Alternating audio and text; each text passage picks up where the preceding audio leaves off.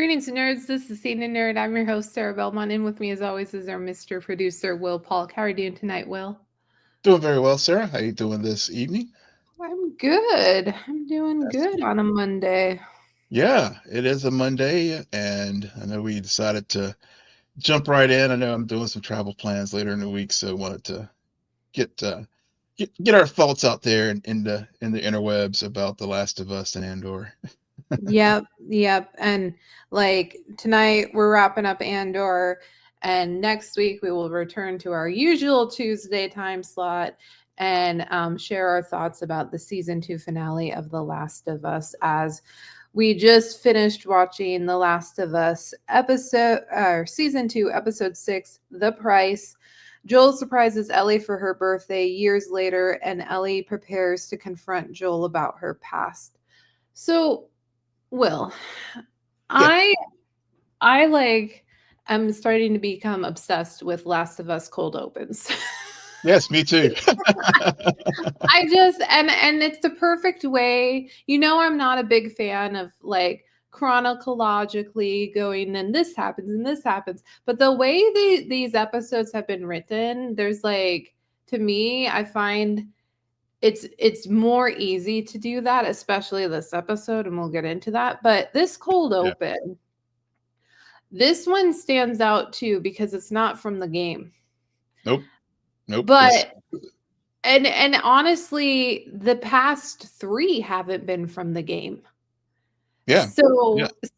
So it's like, I think that's another reason why they're standing out, is because it's allowing, they're not from the game, yet they fit perfectly in this story Hmm. that is being told.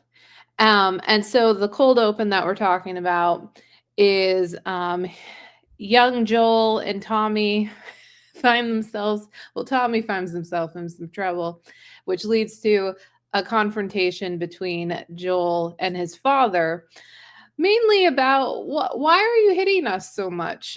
We know we do bad stuff, but you're hitting us.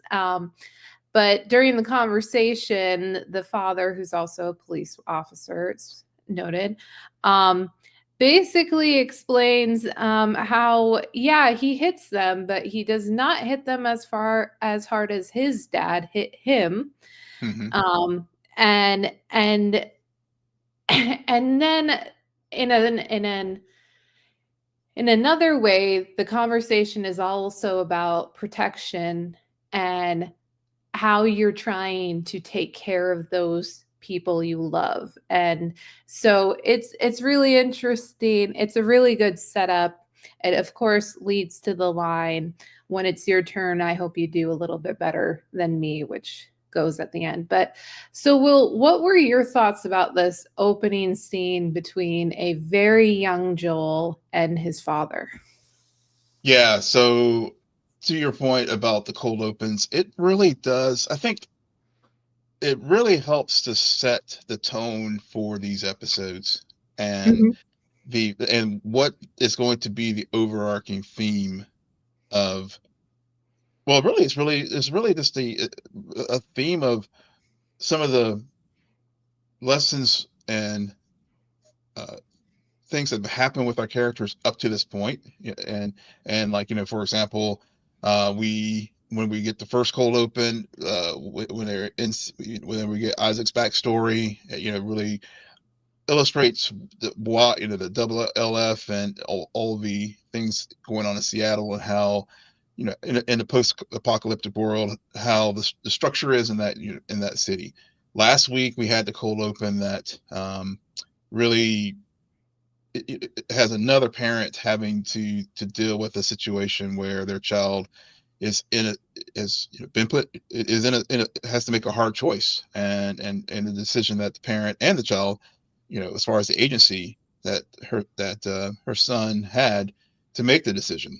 And then Mhm. this week we have Joel and his father, and the lessons that Joel parents, sometimes good and bad, impart to their children, and Mhm. and Joel having to come, whenever when he's had obviously he had his daughter Sarah, but she of course was killed the night of the outbreak, and then um, Ellie became his surrogate child, and so we're seeing the consequences of Joel's decisions from the moment they left to go to Jackson, to go to Salt Lake City, and then of course the things that we see again in Jackson Hole, and the events of Salt Lake City, and the lie that he told.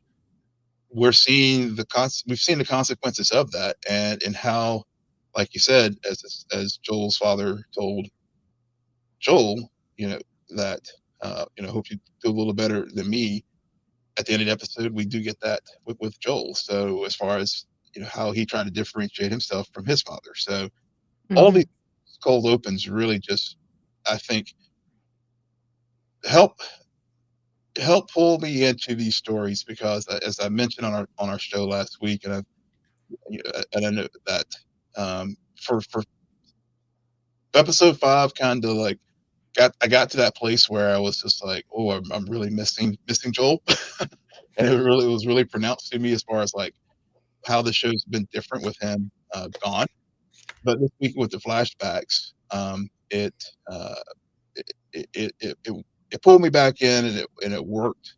Not only because it was Joel, but because these cold opens just do such a good job as just sort of setting up these episodes, and the I guess the thesis that they're trying to, and the question that they're trying to answer throughout that episode.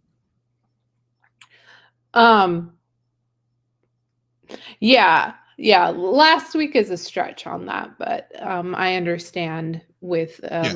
Well, I think some. it was that was yeah. I think what Yeah. last week's was more just the overall bigger picture choices that people have to make in dire circumstances. But Well, yeah, yeah, yeah, yeah, and we're not going to retread on yeah, that, yeah, yeah, but I you can make some other yeah, arguments there.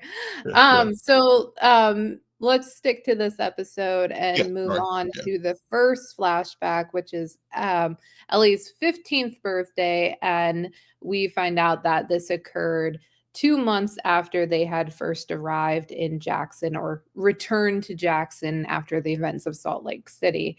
Mhm. Um, and this is honestly the see this maybe it's because Bella looks like a child. I'm Mhm. sorry. Yeah, she does. She does. She That's fair. really does. Yeah. Like, so seeing her act in this way, bounce off of Pedro, the happiness, the joy, it's really sweet. And then the banter, like we've been missing the Ellie, especially in the first 2 episodes Hmm. when Joel was still around. Yeah. We didn't get that because we she was dealing with some other shit. Hmm. And so really what these flashbacks are doing is fleshing out the context more of the first 2 episodes.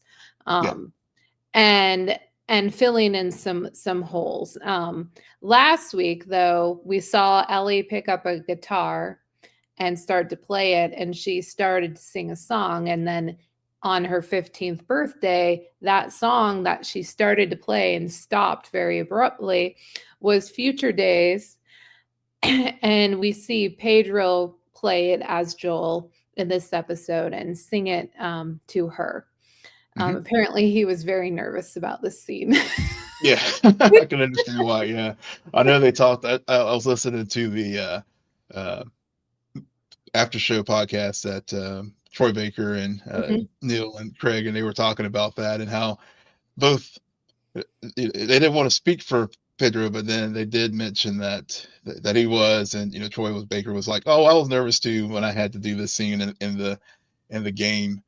Whenever they recorded it, but also I guess they brought in a voice coach to help Pedro with the scene and whatnot. But yeah, it was very sweet, and I think that to your point, I'm glad you framed it that way. That we have been missing that that relationship between Joel and Ellie, because when we did start the second season, their Well, relationship is clearly frosty, and so so this is starting. Yeah, I like the way that this episode built up to like why the frostiness was there at the beginning of the year.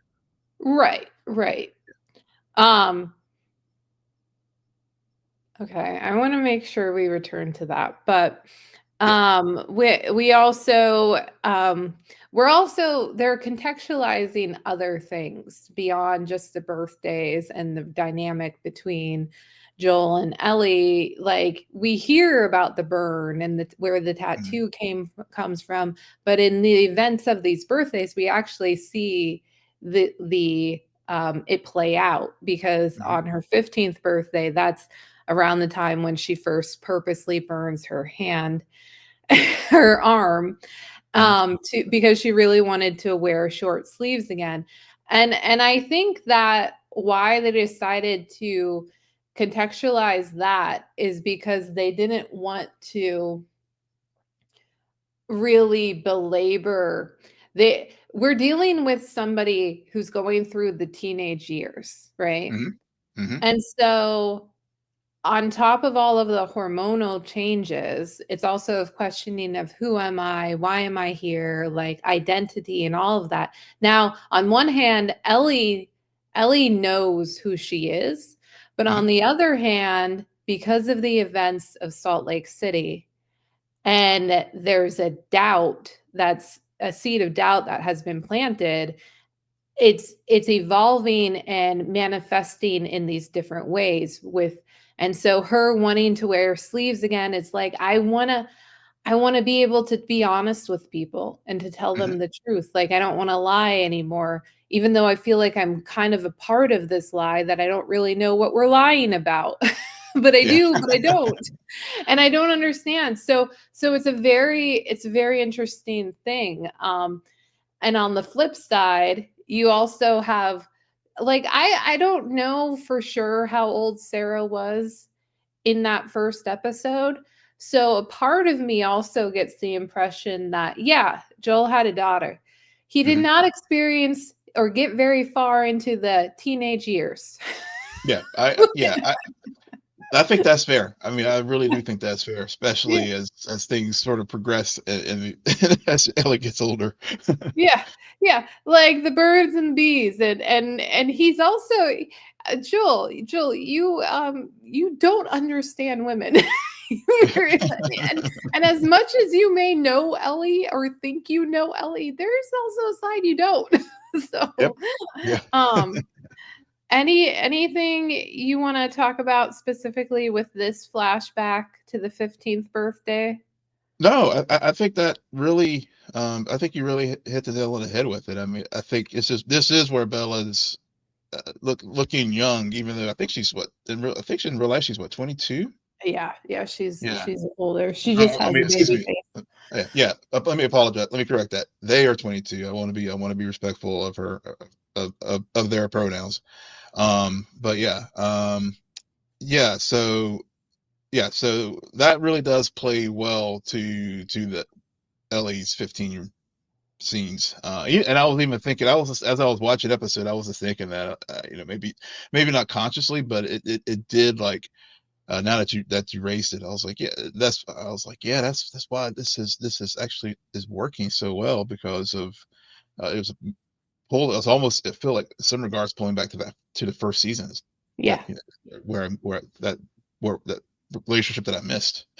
Yeah. Well, or just the version of Ellie, Hmm. which changes because like you go through those years and you come out the other side a different person.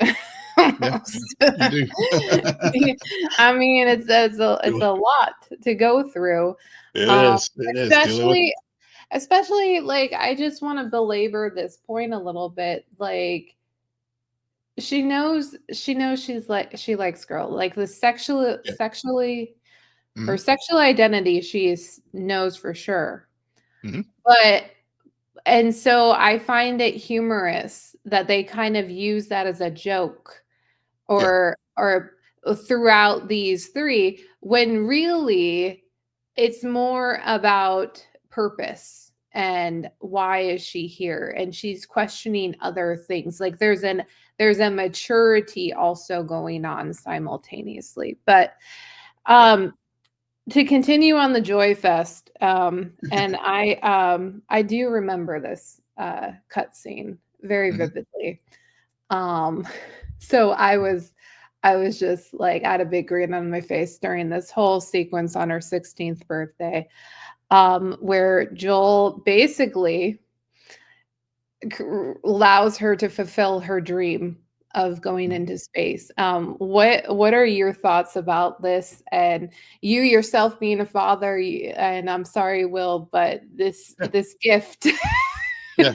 are you ever gonna be able to do that? Being being a father, I have to say I think that being a father of two a now almost 20-year-old now, and well, actually a 20-year-old and a 16-year-old, a boy, girl, and a boy. This was a lot of memory lane for me, because and especially when Joel took Ellie to the museum and Mhm, sh- and especially given Ellie's love of outer space mhm, and these kids, you really, whenever they walked into that museum, it really struck me in this world that things like space travel and uh, just the many things, just even flying on a plane. I mean, all those things that we just do now, we taking for granted. They they don't have it. It's almost like a myth of old, of antiquity. mhm, Uh, so to for him to like find that museum and and do this for her, for Ellie on her 16th birthday, was just, yeah. I mean, I that I recognize that because I remember, a milestone birthday for my daughter, turning 18, and it was during the pandemic, and mhm, and so I could definitely identify with what Joel was very, what he was doing there, because typically your 18th birthday is supposed to be a big thing, right? But because of the circumstances, we had to adjust, but it still was able to find something very special for my daughter when they had their milestone birthday, even though the world was shut down. mhm, So Joel being able to do this was, I really enjoyed that scene. And I hadn't seen these cutscenes from the game, so I this was completely new to me. mhm. Even after the fact, I learned how they pretty much went beat for beat, shot for shot with the set and everything with this sequence for her birthday. But I really enjoyed it.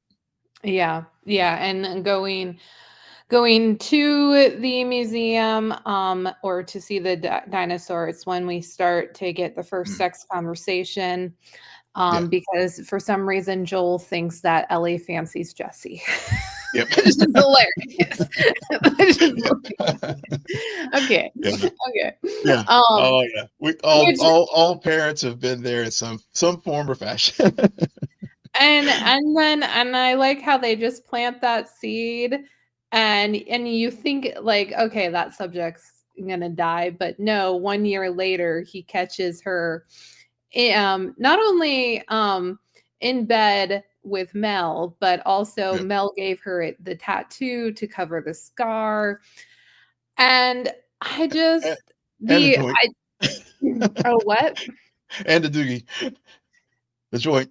So The that's why, joint? yeah. Oh, Yeah. oh, Yeah. yeah. Yeah. I don't for some reason that did not stick out to me at all. Probably Yeah. because we had already visited a pot shop at Yeah. some Yeah. point. But so this is where really the crack, like the everything in the prior to that were kind of like you could almost more of a subconsciously like Mhm. things were changing. Like this is the first crack, which leads to the one of their biggest arguments, and a line that I love so much. I love this line where Ellie says, "No, this is not your home. You don't own it. They gave it to us." you don't own anything. Mm-hmm. The way she delivers it, and Pedro's response was just so well done, Yeah. because like, just watching it, that she's not just talking about the house. Right. That she definitely, and I think a part of her, as most teenage children do, knows deep down she just said something that she kind of wants to take back, because, Mm-hmm. like, it's true, but it's also like, that's pretty hurtful. Yep. Way to cut someone. Yeah.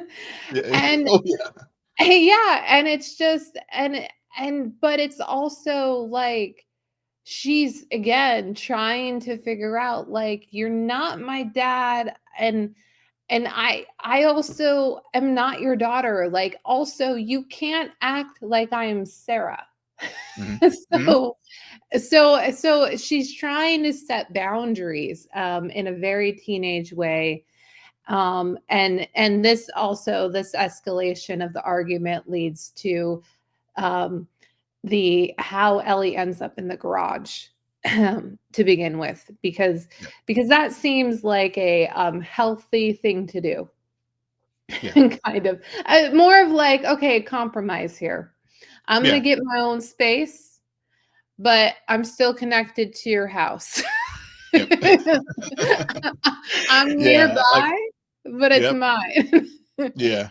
Yeah. Oh gosh. Yeah. It's just so there's, like I said, this, I think this episode resonated with me in so many ways. Not only just from my own personal life experience, not that I've had any kind of blow up like that, but just navigating as your young children become young adults. And I was telling you before we recorded, picking up my daughter yesterday from finishing her second year in college, and that adjustment now that they've been out now for 2 years. Mhm. And now going to be back under the roof, but having to navigate that. And even with my 16-year-old son, the same thing. It's just whenever Joel walked, yes, just did the, at least I try to always remind myself, like, just do the, not only the courtesy knock, but actually do the knock, and like, wait for the acknowledgement to come in. Mhm. But when he just barged in like that, and it was just like, oh yeah, I've had that parenting film, more time than I would probably wish to admit. I just barged into the room. Wait a minute, no, no, no, I got to respect their space. They're young adults now. Yeah. Yeah, uh, yeah. Did either of them dream about Moss? No one, neither one of them dreamed about moths, thankfully. Okay.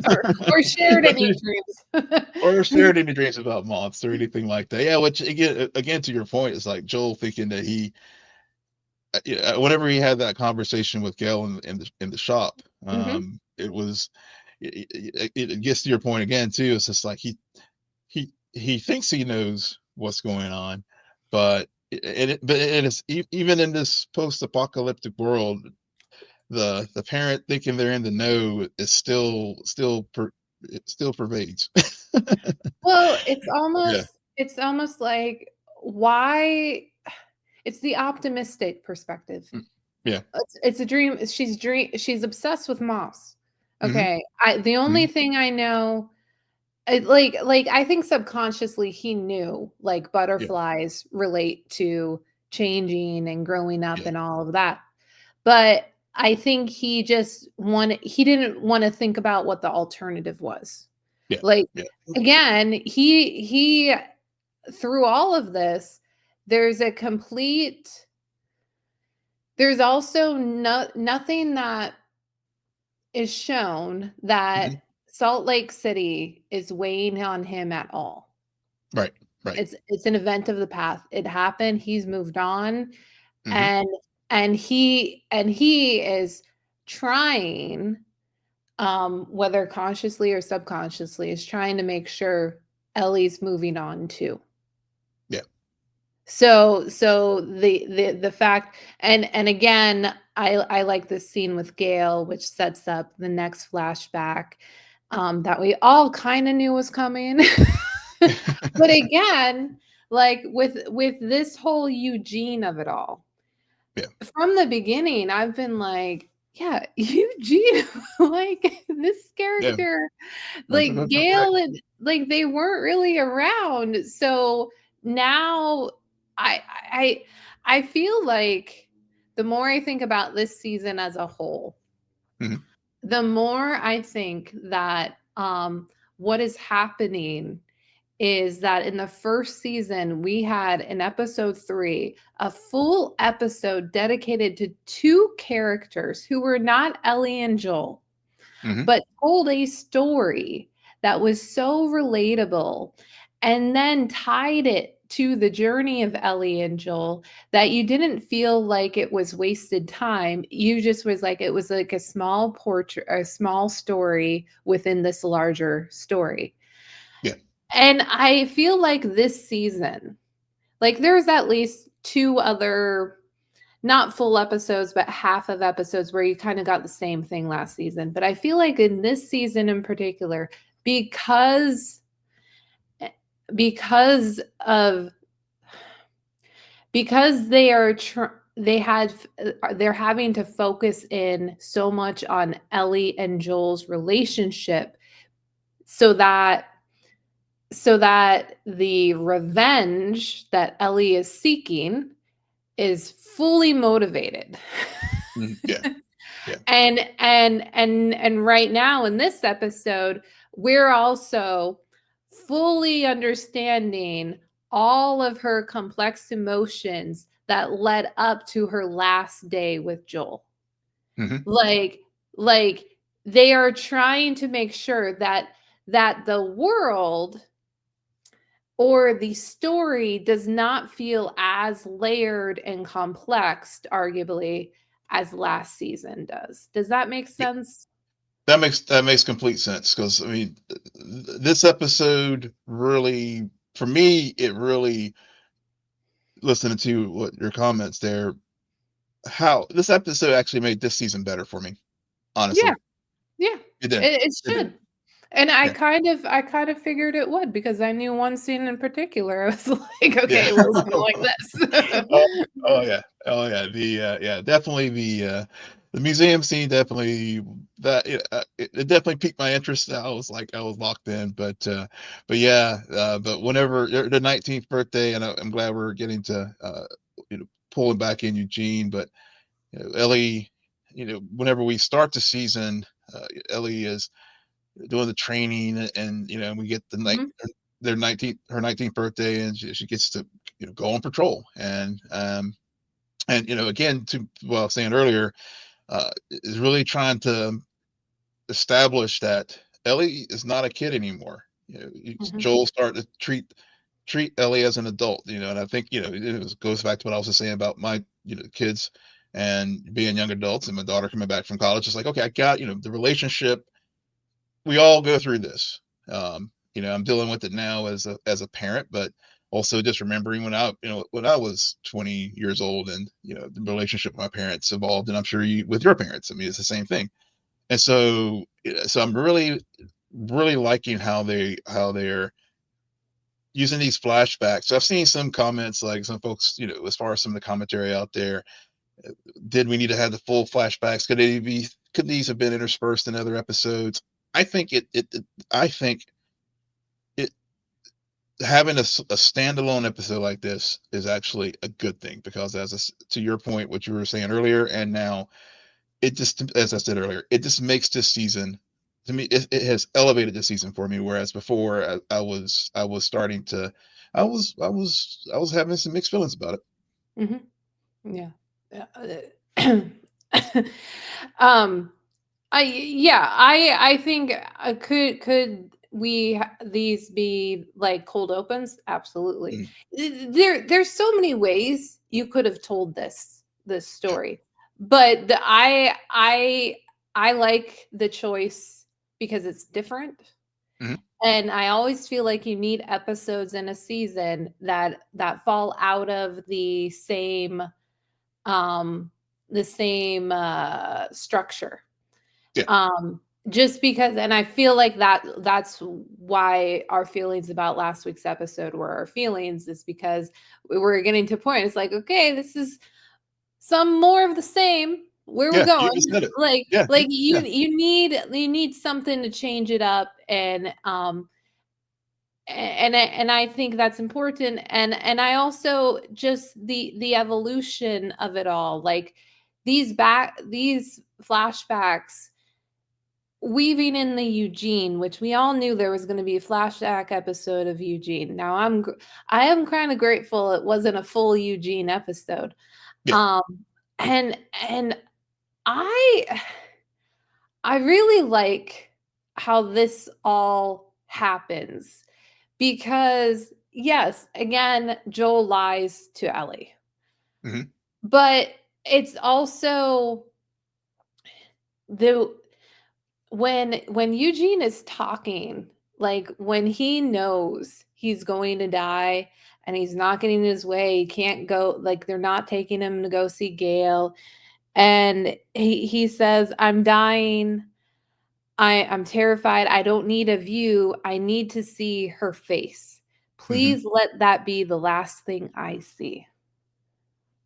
Yeah. Well, as soon as he says that line, I just think about how Joel is fortunate enough to have had, like, the irony of it. Mm.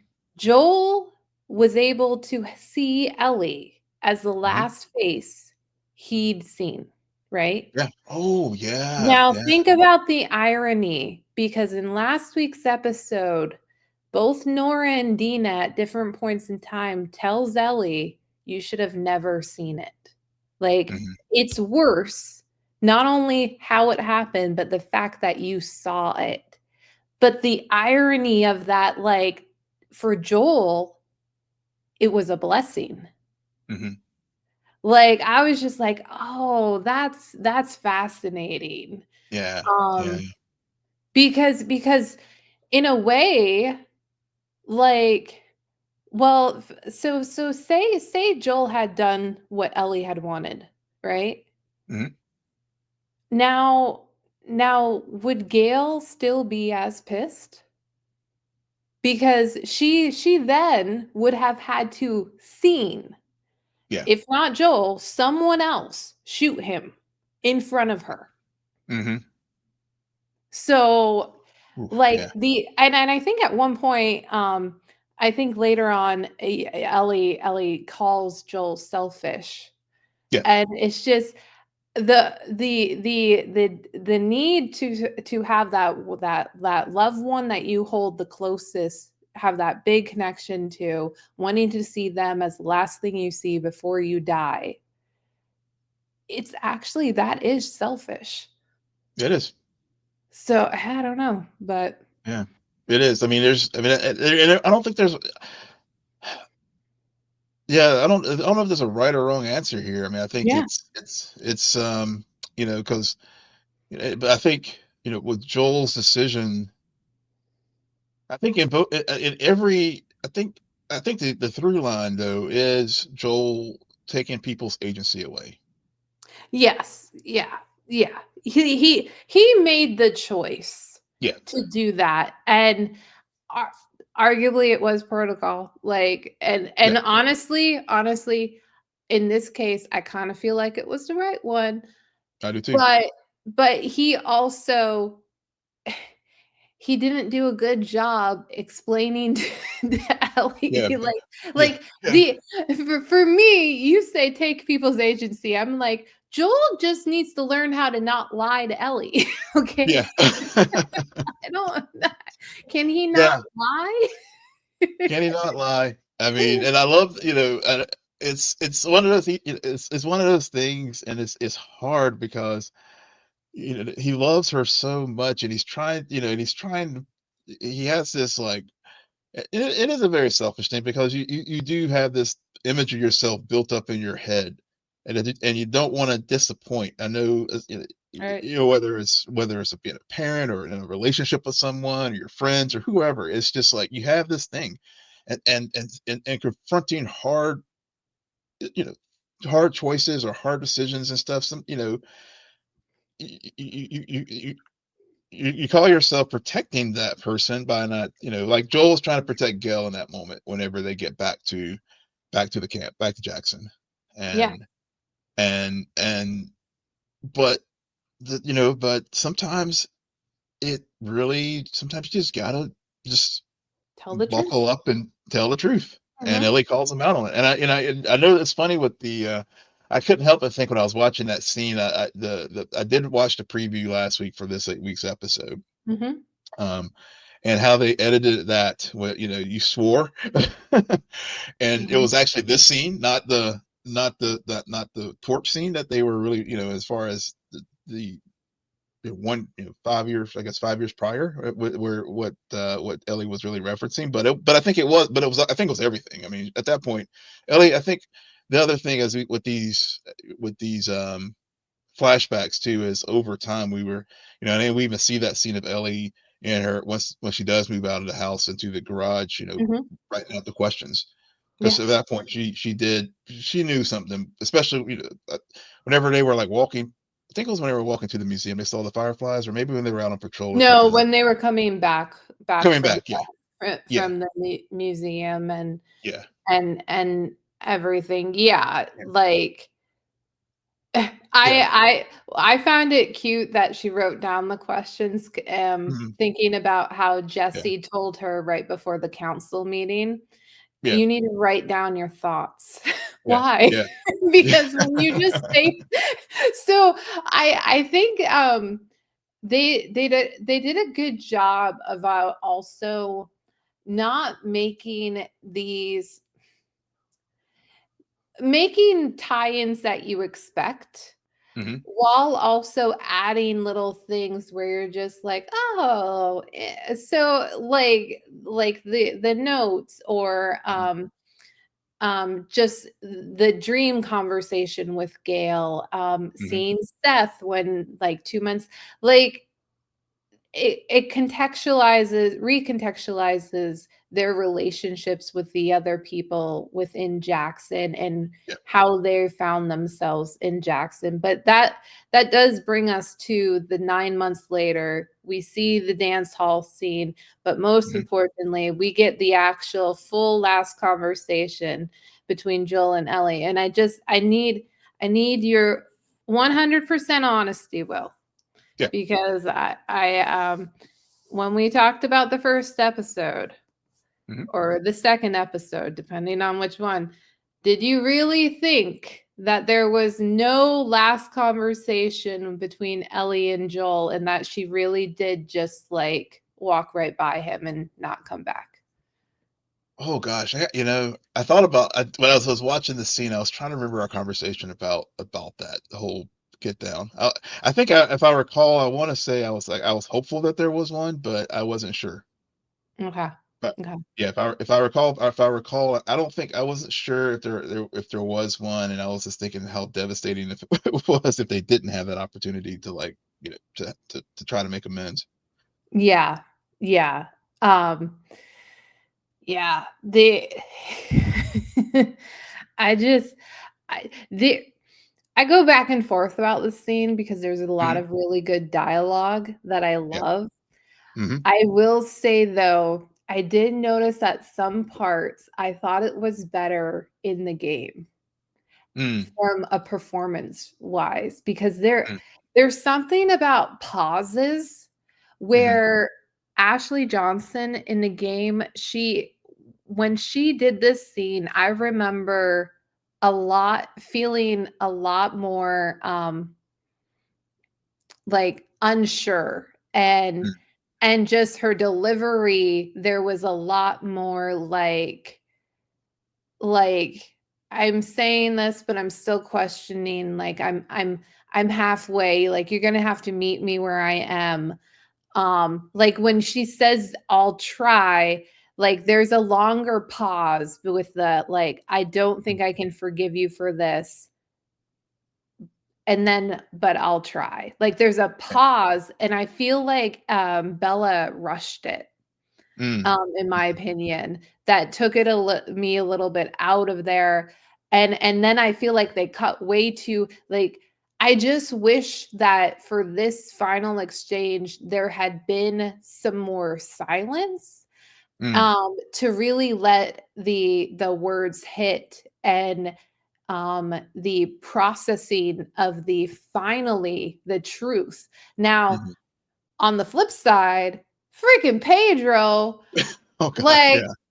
I love this man for because we're getting some eye acting. We're getting Mhm, some, like, he doesn't really have to say anything, but he's saying everything. And mhm. it's just such a beautiful response to, honestly, so much. Yeah. It's so, like, I love that side, but Yeah. Yeah, no, so for as far as the performance, I think both of them, just killed it. I mean, they did. And so but I do hear what you're saying about Bella's, maybe the Paul's, um, could have, like, done a few different things, or maybe Neil Druckmann, who obviously is the creator of the game, directed this episode. Mhm.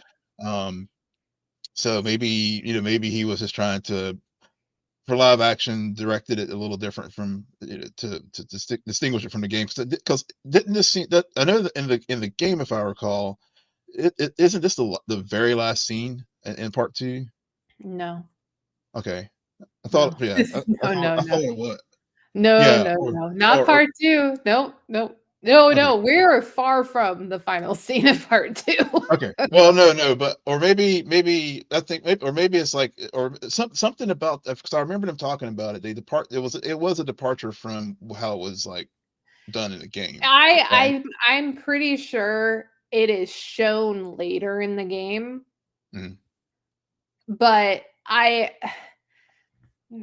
so without to And- trying not to give anything away or anything, yeah, yeah, that's fine. That's fine. You don't have I to. Yeah. I know I can see, why they wouldn't wanna save that, because if they didn't do it this episode, Mhm.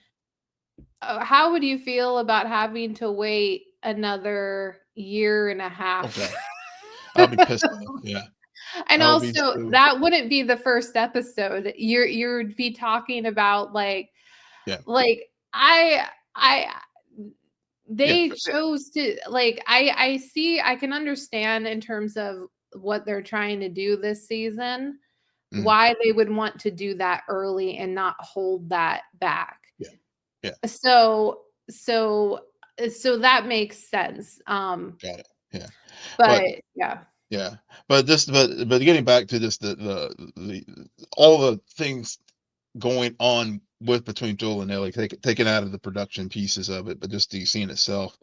Yeah, I mean, you're right. I mean, whenever I had a couple thoughts too, as far as, like, how they were portraying Joel, and just overall in this. I mean, yes, he's a selfish dude, but sometimes I was just feeling like they were, like, it was almost, for me, sometimes overkill, like how they're making him be, like, a selfish prick, that wasn't, What do you mean? I mean, 'cause I don't know, there's something about, I mean, I get, yes, it was a very selfish thing that Joel did. And but, especially whenever he doubled down, is like, if I had to do it all over again, I would. Yeah. But but on the other hand, and I know we discussed this with the first, whenever with the whole thing that happened in Salt Lake, I I mean, I can get where he's coming from, uh, as far as just not losing the one you love. But, but to your point, you made a great point earlier about, he got, it was a twisted blessing that he did get to see the person he loved the most at his last moment.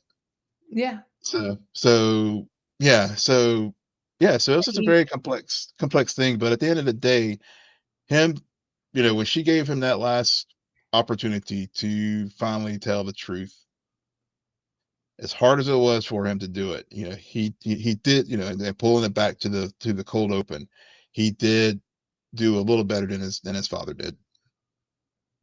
Yeah. Well, Yeah. And I mean, Yeah, it's not a he quantum. It's not a right, quantum leap, but he did better. He right. did, he didn't, it wasn't like his grandfather who like broke his father's jaw, No, and he never hit Ellie, and he and never from hit what the we could boys. tell, he never hit Sarah. Now, granted, his father didn't raise girls, so Yeah, yeah, he didn't hit. but Yeah, so I just think as a parent though, um I think Joel as a parent is a very fascinating specimen mhm, because there's a gap of time when he was without a child.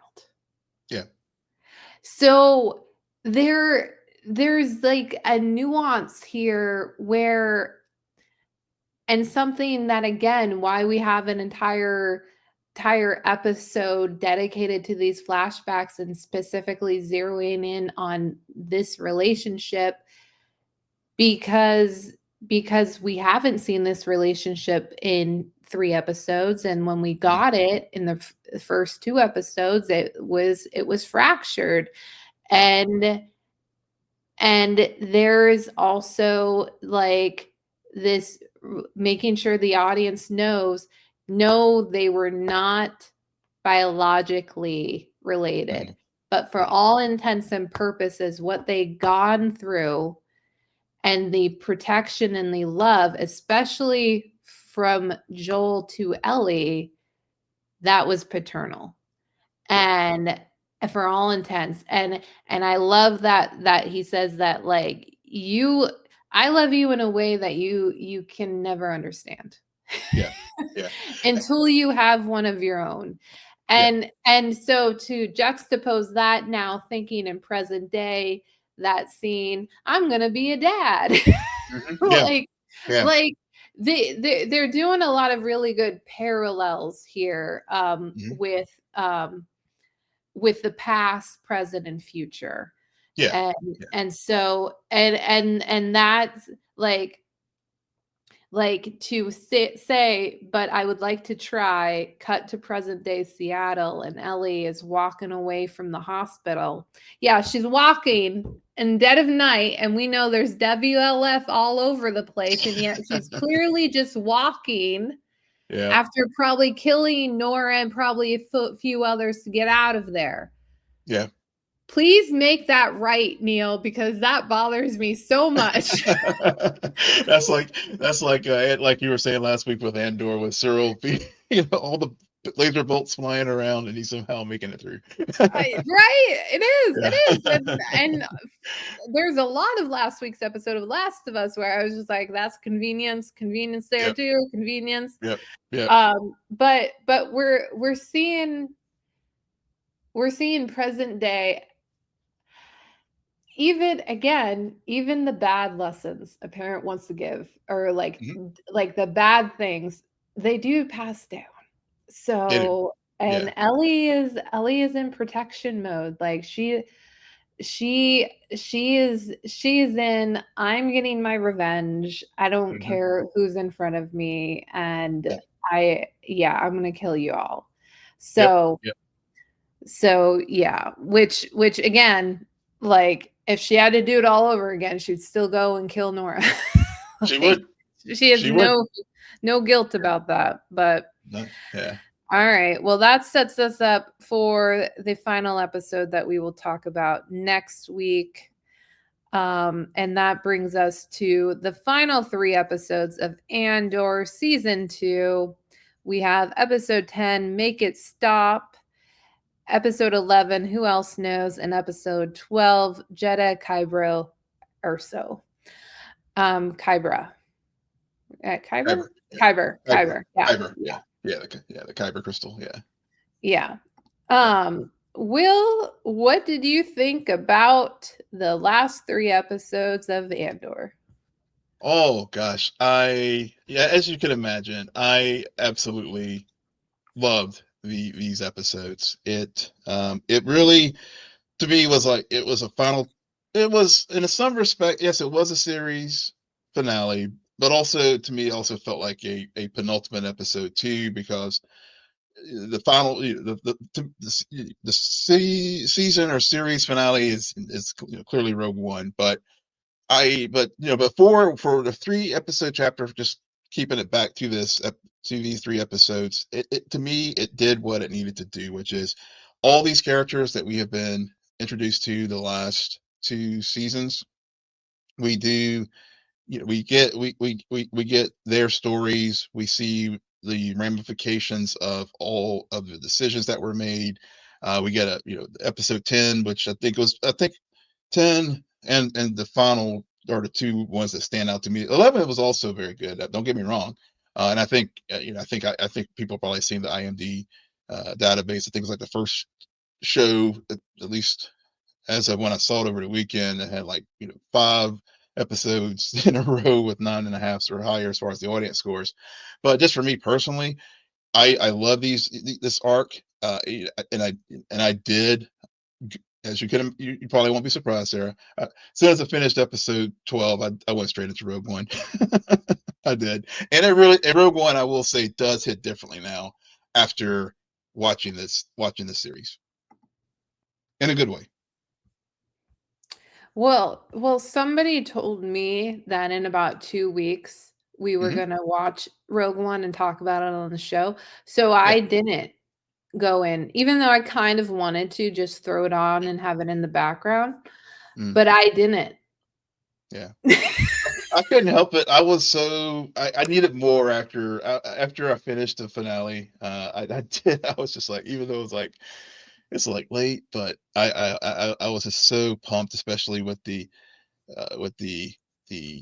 montage Long scene. the long And montage that would oh, never I end. love the montage and the music, and it just builds Of up. And I course you mean, love it, I'm talking I about the yeah, movie. I'm trying to get my yeah. thoughts in there, sir. Yeah, I know. Okay, I will shut up now because I will completely gush. Yeah, everybody knows I love this show, so I'm gonna sit back and let you calibrate the enthusiasm. Yeah, I love the stutter. I didn't fall asleep during it, although I will be honest, there were a few times I was going to. I was bored.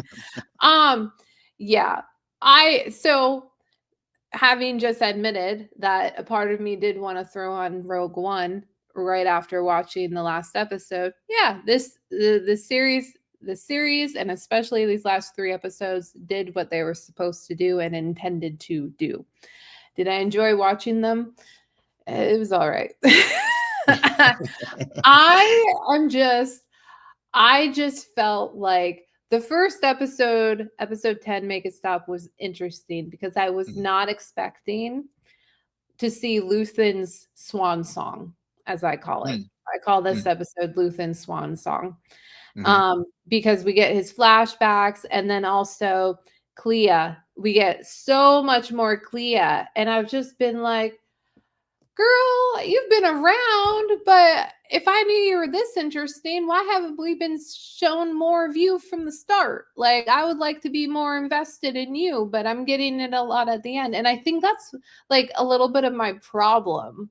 mm, Where I I just some of these characters, like for me as someone who's not overly invested in the lore, who's not overly invested in like the historical events of this universe or anything or the timeline, I'm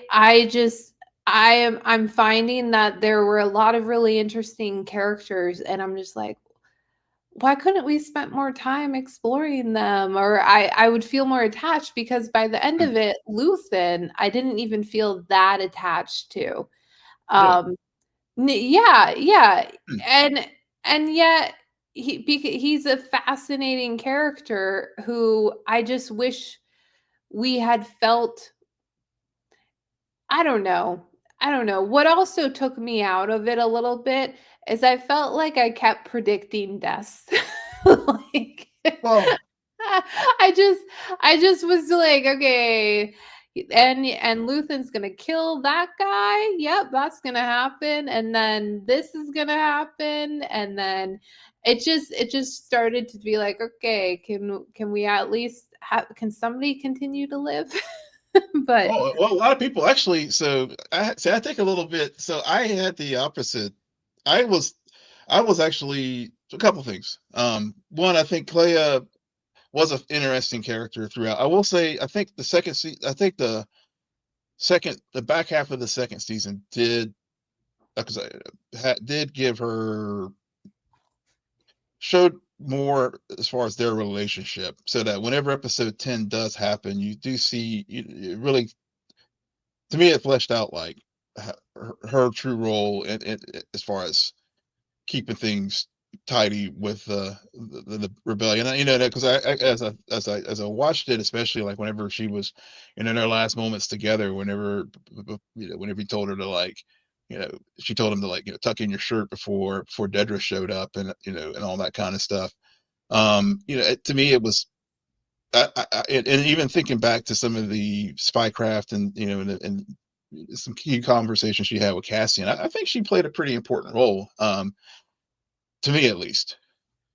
I didn't say she didn't. I just Yeah. said I would have liked to have spent more time with her. Oh yeah. Oh yeah. Well, I would Yeah, like to yeah, spend. Yeah. Oh yeah. Yeah. Well, I would like to yeah. spend more time with all these characters. I mean, you're right. I mean, I think that was the blessing and curse of the arcs, and compressing it from a 5-season show to a 2-season show. But Yeah. yeah, I would agree with that. Yeah. Okay. Um, I just wanted to be clear. I wasn't, and so that's why I asked that. That's why I asked that question. Okay. And I agree what with you question? there. Yeah. Oh, I just, well, maybe I made that statement as far as some of Clea's things, and that's why I just further said that, yeah, I would agree. I do agree with you. I wish I could have spent more time with some of these characters. Yeah. Yeah.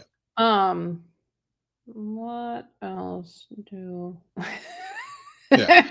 Hey, you gotta help me through this, Will. Okay. Okay. I mean, you usually do. Okay. I will try to. I will. Well, since we're talking about Luthen, because I mean, I think he, clear to me, I think, to your, another thought I had was, just as I was watching this arc, and I think, let's do it by characters instead of doing it by episodes, because I think, with these arcs, there are clear through lines throughout, and sticking with Luthen, really see his shadow, just his presence throughout everything with these episodes. Of course, we do get the very, and I will say, the thinking as we thinking about to our conversations of The Last of Us, and the dynamic as far as people having to make hard choices, for the people they love, and Clea having to make the hard decision. Well, I mean, she made, whenever things were going forward, I was wondering, okay, is she going to try to break him out, or is she there going to go there to, like, finish him off? Because at the end of the day, he can't be, they can't recuperate him, to because he would spill everything. So, so she made the, it keeps going back to, we that, I think back to Luthen's speech in the first season. I mean, he knew that he was not going to see that sunrise of freedom. And so, and so, when Clea did what she had to do, to pull the plug, I mean, it made complete sense for me. Mhm, Um, and then also, just later into episodes, when Cassian has, whenever the Luthen's not being a team player, and um and the senators, around the council room, bad mouthing him and stuff, and Cassian's like, look, don't take paraphrase Will Smith, take his name out of your out of your mouth, if you're going to be bad mouthing him, because if it hadn't been for Luthen and doing all the sacrifices, and one of the things that Cassian, like, reaches out and says, like, hey, if it wasn't for him, y'all wouldn't be here. So as far Did as the did that, come out of yeah, left field in terms of how the council felt about Luthen? yes and no. I think, I think it was for those two senators. I think, we were seeing that tension, especially in the previous arc, when Welcome to the Rebellion. Um, some of the and also, we always had the partisans like Saul as well. It on the one hand, I get where they were coming from, especially the two senators who were, clearly bad mouthing them. Bell Organa, I was like, he was kind of on the fence. To me, he got what Cassian was saying, and he understood it, but at the same time, he did lay some hard truths to Cassian, like, look, you know, your man, he didn't come under the fold, unlike the rest of you. So I think I thought it was really showing the messiness of the alliance coming together. Hmm. Yeah. To me, it felt out of left field. I felt Mhm. like, I mean, to go back to what you just said before with you're cutting a story from 5 seasons to 2 seasons.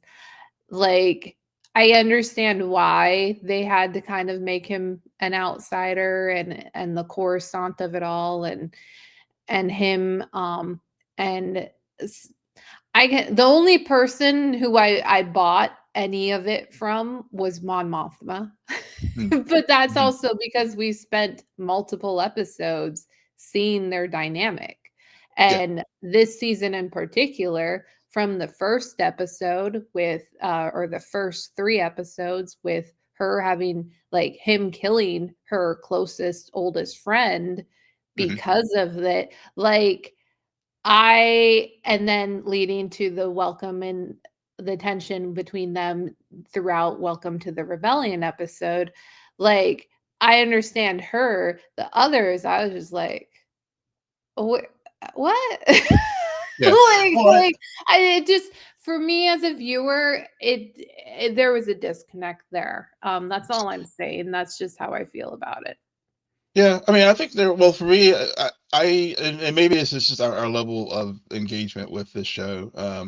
Is to me, I think it's for me, it didn't come out of left field, especially when Cassian like calls him out on it, as far as like y'all have made a fraction of the sacrifices that. Right. Yeah. I think So Cassian's responses all made sense, didn't come out yeah, of left field. yeah.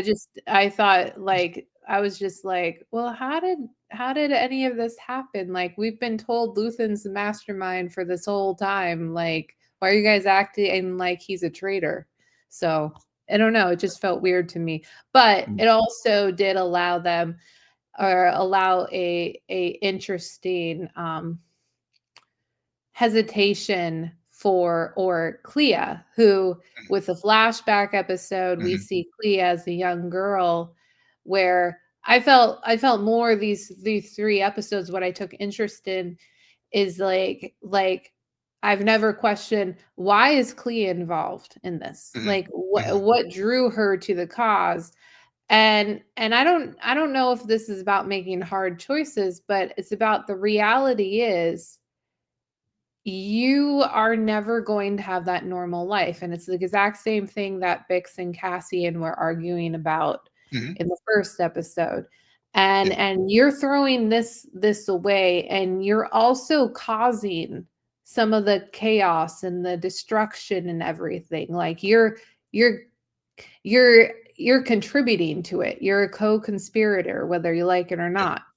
yeah, So and then to find herself, like, with this information, and the fact that her mentor, her father figure, is now dead and mhm, died for it, mhm, she just is like, she's lost. yeah, And I don't know, they it was very interesting, and then, like, why would I want to go to Yavin? yeah, And I like how Cassian put it, like, "You'll get a hero's welcome," and, like, mhm, "Don't you want to see the place that you built?" yeah, And so I really like the irony, I think, of Klyea, much like how I like the irony that plays out with Dedra, and her having found access only for her to be put in jail for the like, it's an irony. Now, I did say last week, Deidre better get a good ending. Do I think Yeah. this was a good ending? It was all right. Oh, It wasn't as it good was as the perfect ending. It was the it perfect ending. wasn't as good as Syril, but it'll do. I just wish again we spent more time with Dedra. I felt like we barely seen her, and next thing I know, she's being tossed in jail, and I'm just like, oh my god. But yeah, yeah, It was, yeah. I thought for me, I thought that was the perfect, the perfect ending for her. Is that she's got it, like she, because whenever Krennic was interrogating her, and yeah, it just showed like the scene where he like put his thumb, put his finger on that stuff, which apparently was completely improvised. But whenever one of the other thing that stuck out with me with that was like it, it, she if you're not a real rebel spy, you missed your calling. Because I think back to her conversation early on with Partagas, as far as whenever she was fixated on access, even though they had given her the Gorman assignment for her to really to help with getting the Death Star built and all that kind of stuff, because she was one of the few people around that that did know exactly what the true nature of the energy program was, and then how her one of the other fascinating things too with her was like, because of her ambitions and everything, but how, again, the mistrust, to your to something I think they really did a good job of showing on the Empire side, probably better. I think maybe what you're possibly getting at was like why the senators seemed out of place as far as with Luthen was the mistrust.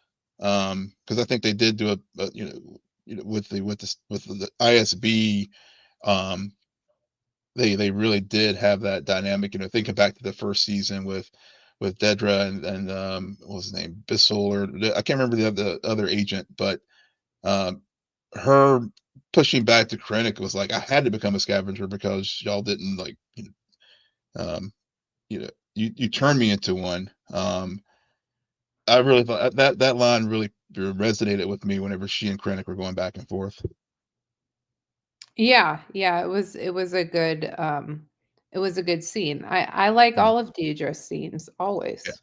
yeah, yeah, yeah. So, but yeah, I thought, like I said, I thought that was her ending was fitting to that. She just has to sit there and just, she didn't get the easy way out like Syril did. After his whole, I think Cyril's death is even more tragic because he, It is.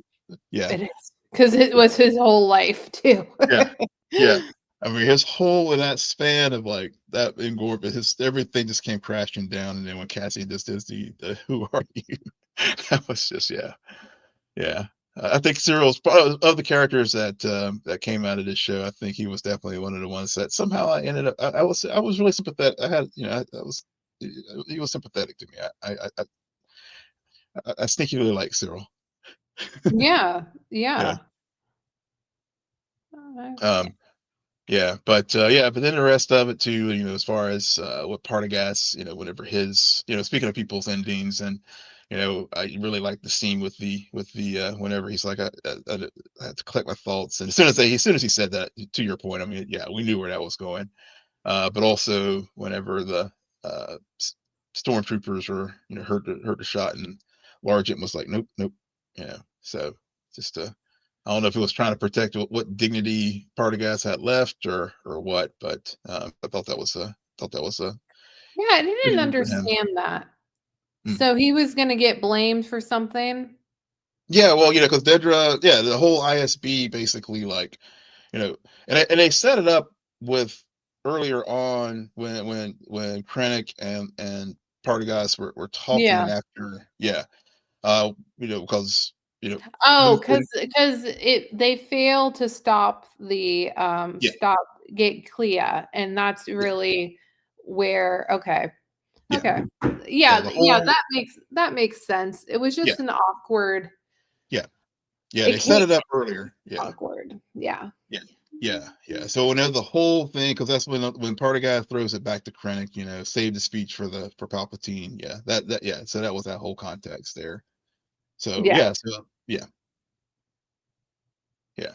Yeah, we got our, of course, we did get our K2 scenes, and of course, the hallway scene with K2 and Dedra's the kid who like actually ended up replacing Dedra, even though so we had that, and I like the whole K2, the scene with K2 and Milshi and Cassian also, playing poker there after, I guess this after Bix has moved on, and Cassian was, I guess he just, he's like, okay, established my life now. I'm a bachelor, and so he thinks, and he's just having a night out with the fellas. But these were the kind of scenes I liked about this show too, because it just kind of helped with that groundedness, as far as just like, yeah, all these things are going on, but you know, people are still doing just regular things, and I even thinking back to like when Cassian was making dinner for Bix, those little texture things I really enjoyed about this series. Yeah. Yeah, yeah. Oh, I have to, but before we end, I do have to ask, what do you think about the Bix of it all? The mix of it all. Yeah. So I will admit that on like Wednesday or Mm, Thursday, mm, um, randomly on my For You page, like the scene came up. mm. Like the whole time. Yeah, I was yeah, just, yeah, I just cool. yeah. I'm like I'm totally checked out on that whole dynamic. So I'm just Mm, like, okay, cool. Cool, she has a child. That's awesome. He's gonna die and never come. And but he also like I just don't think they handled that correctly. I mm, don't think that I should have as somebody who ships, and when mm. I ship hard. You do. So when it doesn't work, it's that much more concerning, okay? Mm, Because mm, I should have been like, oh well, at least. But the way they dealt with it this season, it felt rushed. I didn't feel like they're, especially these last 3 episodes, like what we get in only does Vel mention to Cassian to reconnect with Vix in the last episode? yeah, yeah. Yeah, Oh, the yeah. very last episode, and it's like it's only been a year, and yet he's clearly just just doing his thing perfectly fine. Like it's just weird to me because he's also the one who wanted to give it all up for her. Mhm, So I think there should have been something else. Like there should have been more of a torch per mm, se. But yeah, yeah, yeah, so when they show her, I'm just like, "Okay, cool, cool." yeah, yeah. She I managed think. to escape alive and is able to have her family without the father. Awesome. Good for you, Bix. Yeah, I see that. I mean, I do see, because and not from the shipping standpoint or whatever, but just more. I mean, I do. I mean, on the one hand, I see your point. On the other hand, I can see where she knew that he, and even she says it, he would have talked her. He would have Yeah. talked her out of it. This is So nothing my criticism, yeah, like, don't get me wrong, my criticism is not about her, it's about yeah, him. yeah, yeah, yeah. Oh, I got it. Oh, yeah, Yeah, yeah. yeah. I get it. Yeah, yeah. Yeah, so I totally get that. Totally get that. Speaking of Val, I did like the fact that they did have that scene between Cassian and Val, just to like, um, toast to all the fallen along the Mhm, way. Thought that was really really good, and also too, this going back to Partagas, also just to hear Nemec's manifesto being played right before he as he goes to as he ponders his fate, and just as far as tyranny requires an unnatural effort, it breaks, it mhm. leaks, oppression is the mask of fear. I thought that was just again chef's kiss, as far as this, we were just getting to the end here, of the series, and also, like I said, and maybe, and like I said, I mean, I've made no secret how I do see historical parallels in real life with a lot of things that happen in this show, and so maybe that's just maybe another reason why it's just been like resonated with me, in with some of the things that were going on there. Right. Yeah. Was he listening to that, or were they Uh, just playing it over the he was scene? listening to it because remember he was listening because he actually when his friend when his compatriot came in, he pressed the stop button. Right, right, okay, Yeah, that's what I thought. yeah, yeah. Why was he listening to it? I think he realized the futility of it all. He was just of the empire. I think he No, no, like I understand that, yeah, but yeah, it seems weird to me, like, had he heard it before? Like, yeah, I yeah. don't think you can answer these questions honestly, but I it's think he just had heard. like Yeah, they had because where did he even get it from? they confiscated it from Cassian because remember From Cassian had in the first Cassian. season. Okay, so Whenever, yeah, Cassian had it in the first, okay, okay, that all falls. So they had listened to it and then okay, yeah, What, it's been like 3 or 5 years? yeah. It's How been a long long has it time. been since the first season? Interesting. It was It's yeah. just Yeah, yeah, yeah. So, okay, okay. yeah, I yeah. This like is why it. this Don't get me yeah wrm, I like this it, but it's yeah also kinda like weird. yeah. So This is weird. why I'm here. This is why I'm here for you. I'm here for you to help her fill in the blanks. Yeah, uh, yeah, I yeah, just, like, I like the choice, but it's also kind of like, that's an yeah, interesting choice for someone who's, yeah, but yeah. yeah. Alright. Um, Yeah, but like I said, I really enjoyed this series. Definitely will be going back to it. If folks, if you listen, one little thing for folks, if you are as nerded out about it as me, and you probably already done it anyway, um, if you do listen to the end credit, if watch the end credits, there's a nice little, um, you know, do hear the as I mentioned earlier, the songs do change from the more electronica theme beat to the more orchestral and going into Rogue One. But at the very end of the credits, they do play the original Star Wars theme.